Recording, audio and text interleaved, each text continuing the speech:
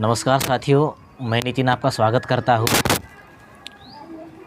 भारत में पिछले हज़ार सालों से बहुजन मूल निवासी यानी संवैधानिक रूप से जिनको एससी, एसटी, ओबीसी और माइनॉरिटी कहा जाता है, इनका ब्राह्मणवादी व्यवस्था ने जातिवाद के नाम पर जो भी डिस्क्रिमिनेशन हुआ है, उसके कारण इनमें जो सामाजिक, शैक्षिक और राजनीतिक पिछड़ापन आया है, उसको दूर करने के लिए भारतीय संविधान ने भाग 3 मौलिक अधिकार यानी कि फंडामेंटल राइट्स, इसमें आर्टिकल 15(4) और आर्टिकल 16(4) में यह कहा गया है, सामाजिक और शैक्षिक रूप से पिछड़े लोगों को मुख्य धारा में लाने के लिए विशेष उपबंध करने का बात भारतीय संविधान में की गई है।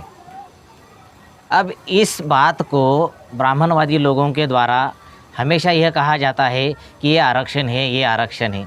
अब आप अगर इसको गौर से देखेंगे तो इसमें ये बात साफ झलक पड़ती है कि जिन लोगों को आज तक ये अधिकार दिए नहीं गए थे, इन लोगों को कोई प्रतिनिधित्व नहीं मिला था, इनको केवल प्रतिनिधित्व के रूप में मौका देने की बात भारतीय संविधान करता है। भारतीय संविधान के बारे में जो लोग हमेशा से दुष्प्रचार करते हैं, वो सबसे ज़्यादा जो टारगेट करते हैं वो इसी बात को करते हैं। हम BS4 यानी भारतीय संविधान सम्मान, सुरक्षा एवं संवर्धन, इसके माध्यम से जब लोगों को जागरूक करने के लिए घूमते हैं, तब यह बात हमें देखने को मिली है कि जो लोग इन अधिकारों को पा रहे हैं वो लोग भी संभ्रमित हैं। ब्राह्मणवादी लोगों के द्वारा जो दुष्प्रचार किया जा रहा है, उसके वजह से इनके आंखों पर भी पट्टी पड़ गई है। भारत में जातिवाद के कारण जो डिस्क्रिमिनेशन हो रहा है, उसके लिए ये लोग आज के समय में आरक्षण को ही जिम्मेदार समझ रहे हैं। जब मैंने उनसे बात की कि आरक्षण की वजह से कैसे क्या जातिवाद हो रहा है, तो उन्होंने मुझसे ये कहा कि आरक्षण पाने के लिए हमें जातियाँ लिखनी पड़ती है, और जब तक जातियाँ जीवित रहेगी तब तक जातिवाद भी जीवित रहेगा। मैंने तो उनको वहाँ पे वो जवाब दे दिया, लेकिन यहाँ पे आपके सामने आने का उद्देश्य ये है कि इस बात को आप लोगों के सामने आकर के इसको मैं क्लियर कर पाऊँ, ताकि सबके सामने तो मैं उपस्थित नहीं रह सकता हूँ। इसलिए इस सोशल मीडिया के ज़रिए ये बात मैं आपको क्लियर कर देना चाहता हूँ कि जातियाँ लिखने से जातिवाद नहीं होता है। जातिवाद होता है जातिवाद करने से। आपके साथ में जब तक कोई जातिवाद नहीं करेगा तब तक जातिवाद नहीं होगा, यह बात मैं क्लियरली कहता हूँ। और ये सिर्फ मेरा स्टेटमेंट नहीं है, जितने भी हमारे संत और महापुरुष रहे हैं, उन्होंने अपने अपने समय में जो भी परिस्थितियाँ उनके सामने थी, वो परिस्थितियों का कम्प्लीटली एनालिसिस करके, उसका निरीक्षण करके साहित्यों का निर्माण किया है और हमारे सामने वो पेश किया है। हमने उस साहित्य को पढ़ के ही ये जो चीज़ें हैं मैं आपके सामने लेकर के आया हूँ। जातिवाद किस प्रकार से ख़त्म होगा, इसके लिए लोग अपने अपने तरफ से अलग अलग राय देते हैं।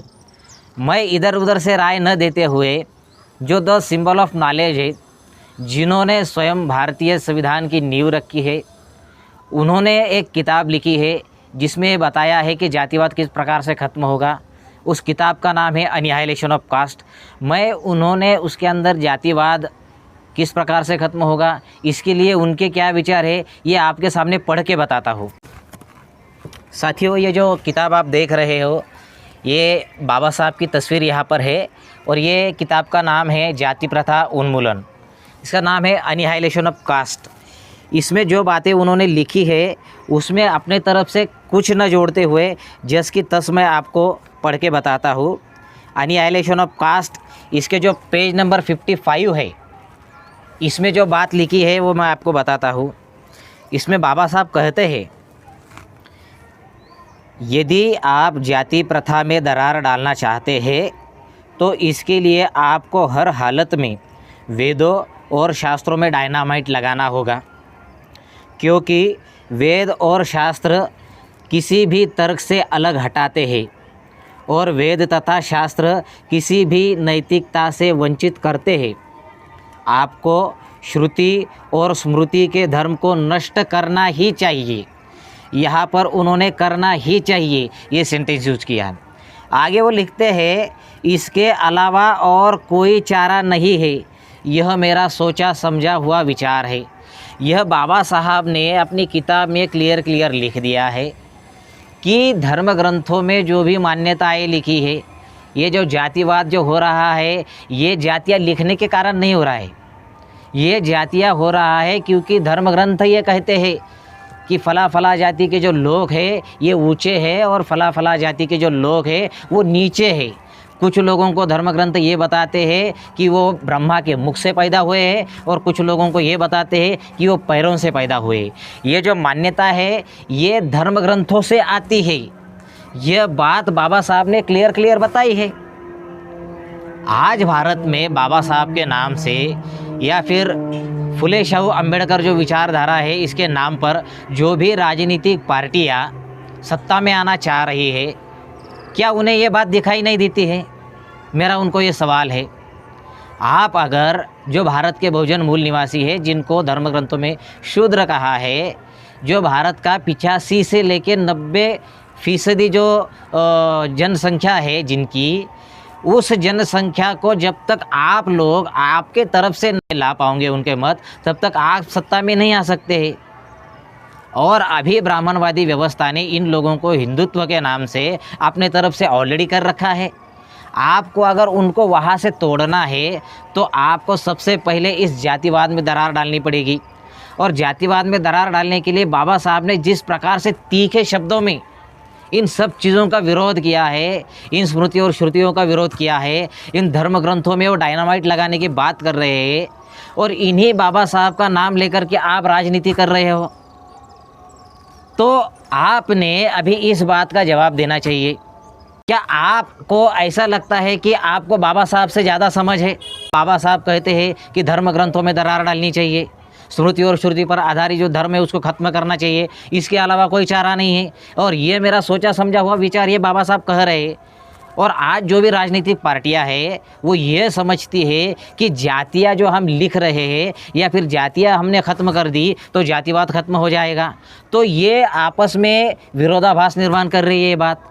तो मुझे तो ये लगता है कि शायद आप ये समझ रहे हो कि आप बाबा साहब से ज़्यादा समझते हो, नहीं तो फिर बाबा साहब का ये जो स्टेटमेंट है आपने शायद वो पढ़ा नहीं होगा, और अगर पढ़ा है तो उसको समझा नहीं होगा।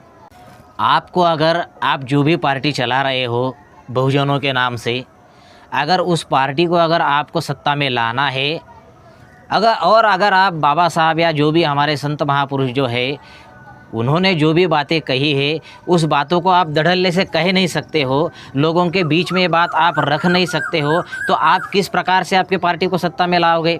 ये मेरा सवाल है। और आप इनके बातों को कहना नहीं चाह रहे हो तो फिर क्या आपको इनकी बातें कहने में शर्म आ रही है या फिर इनकी बातें कहने में आपको डर लग रहा है? इन बातों का जवाब भी आपने दे देना चाहिए।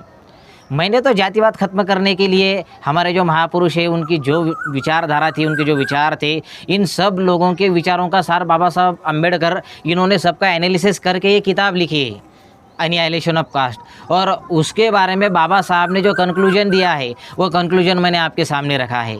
अभी आपको तय करना है कि अगर आपको सत्ता में अगर आना है तो ये चीज़ें आपको कहनी है या इन चीज़ों से आपको परहेज़ करना है। मैंने तो आप अपनी बात कह दी है, तो आपने तय करना है कि आपको किस प्रकार से आपका जो आंदोलन है उसको आगे लेकर जाना है। धन्यवाद।